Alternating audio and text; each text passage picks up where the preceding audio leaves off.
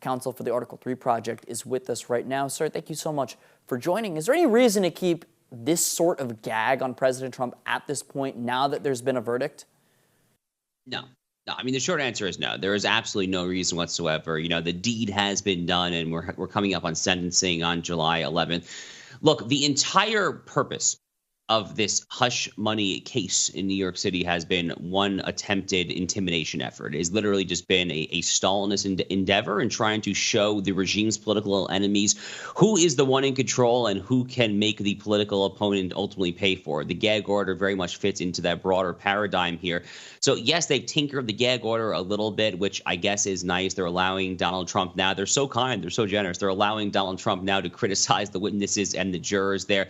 But there's absolutely no reason whatsoever why this thing needs to be on there at all, frankly, for this matter. And I actually was very disappointed to see the New York Court of Appeals, which was the highest court in the state of New York in Albany. You know, it was about a week or two where the Court of Appeals had actually denied lifting the gag order. I actually thought they might have done so, to be honest with you. The Court of Appeals in New York actually has a fairer reputation overall than the trial courts do there down in New York City in particular. But at least it's a partial vindication for Donald Trump, and hopefully he takes advantage of it, Daniel, at Thursday night's debate when it comes to talking about the weaponization of law enforcement, because it's now fair game for him to criticize Michael Cohen and all the various other witnesses from that hush money case. We've hammered this point over and over, Josh, throughout here on One American News.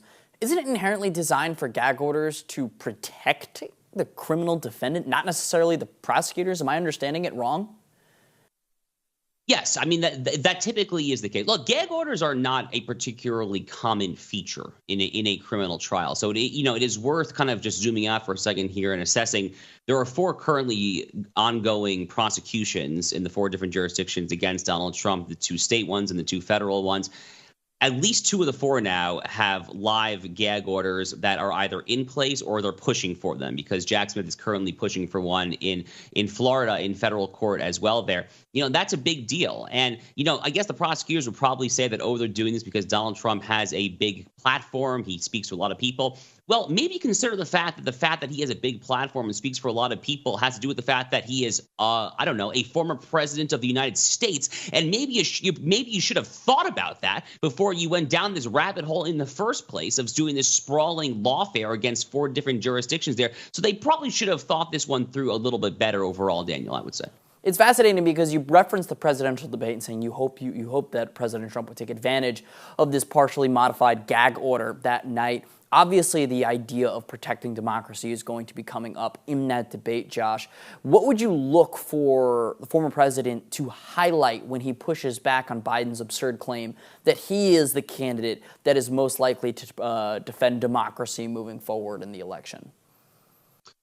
So, great question. I've been talking about this very question a lot on my 2 shows, actually, the Josh Hammer Show in America on Trial with Josh Hammer.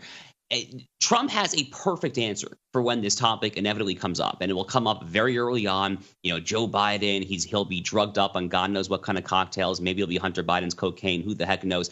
And he'll get up there and he'll try to do the whole tough guy thing. You're a fascist, January 6th insurrection, if he can form a coherent sentence, that is. Trump has such an obvious response to that line, Daniel. He can literally just look at the camera, put on a serious face, and say, look, there is one man on this stage whose Department of Justice is prosecuting the other person and trying to put that other person in jail. And guess what? It's not me. It's the other guy. And oh, by the way, the Democrats also attempted to kick Donald Trump off the ballot in all 50 states, a quintessentially, definitionally anti-democratic measure if there ever were one. That argument thankfully lost 9-0 at the United States Supreme Court. Even Sonia Sotomayor thought that was a little bit of a stretch too far there. So Trump has a very, very clear response to this when it comes up at the debate Thursday night, as it inevitably will. Wise words. Josh Hammer, counsel for the Article 3 project. Sir, we appreciate you joining us here at One American News and breaking it all down just like you always do. Thank you so much. Thank you.